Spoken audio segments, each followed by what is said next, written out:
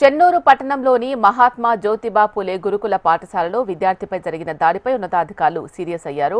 గురుకుల పాఠశాల ప్రిన్సిపల్ను వెంటనే సస్పెండ్ చేస్తూ ఉత్తర్వులు జారీ చేశారు. ప్రిన్సిపల్పై సస్పెండ్ చేయడంతో విద్యార్థులు రోడ్డుపై బైఠాయించి ఆందోళనకు దిగారు. ప్రిన్సిపల్పై సస్పెన్షన్ వేటును వెంటనే ఎత్తివేయాలని డిమాండ్ చేశారు. రోడ్డుపై విద్యార్థులు బైఠాయించడంతో వాహనాలు భారీగా నిలిచిపోయాయి. ప్రిన్సిపాల్ను తిరిగి విధుల్లోకి తీసుకునేదాకా ఇక్కడి నుంచి కదిలేది లేదని విద్యార్థులు భీష్మించుకొని కూర్చున్నారు.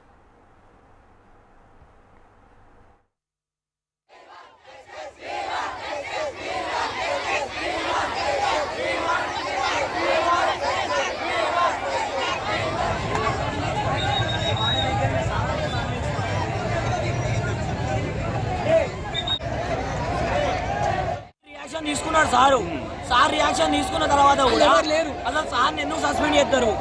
సార్ అందరినీ సస్పెండ్ చేసిండు, ఫైట్ చేసిన వాళ్ళు అందరినీ సస్పెండ్ చేసిండు. సస్పెండ్ చేసిన తర్వాత సస్పెండ్ చేసిండు, సస్పెండ్ చేసిండు. రియాక్షన్ తీసుకున్నాడు సార్ రియాక్షన్ తీసుకున్న తర్వాత కూడా సార్ తప్పున్నాయని సార్ని ఎట్లా సస్పెండ్ చేస్తారు? మీరు రియాక్షన్ తీసుకోకుండా కదా సస్పెండ్ చేయాల్సింది. నోటీస్ వచ్చింది సెక్రటరీ నుంచి నోటీస్ వచ్చింది. ఎవరెవరికి వచ్చింది? అందరికి వచ్చింది. ప్రిన్సిపల్ ఒకరికి వచ్చిందా? వాచ్మెన్ కి వచ్చిందా? ఒకరికి వచ్చిందా? దాన్ని ఏమని మెన్షన్ చేయండి? ఎందుకు నోటీస్ ఇచ్చేది సస్పెండ్ చేసి మెన్షన్ చేసిందా? అదే సార్ పట్టించుకోవాలని చెప్పేసి ఇచ్చిళ్ళు. సార్ పట్టించుకోకుంటే వీళ్ళందరూ సస్పెండ్ ఎట్లా చేసిండు సార్? మరి సోమవారం రోజు వెంటనే రియాక్షన్ తీసుకున్నాడు సారు.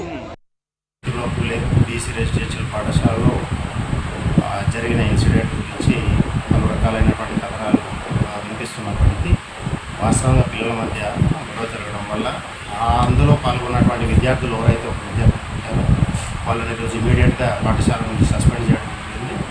అదేవిధంగా దీనికి బాధ్యత వహిస్తూ స్పెషల్ ఆఫీసర్గా విధులు నిర్వహిస్తున్నటువంటి విధుల నుంచి తప్పిస్తూ కొత్తగా రాజ్ కుమార్ జేఎల్ గారిని ఎఫ్ఏసీ ప్రిన్సిపల్గా నియమించడం జరిగింది. అంతేకాకుండా ఈరోజు ఈ విషయాన్ని సార్ని ఏదో తీసేశారు అన్న ఉద్దేశంలో పిల్లల్ని అన్నెసెసరీగా రెచ్చగొట్టినటువంటి శక్తులు కనుక ఏమన్నా ఉన్నట్లయితే, ఎందుకంటే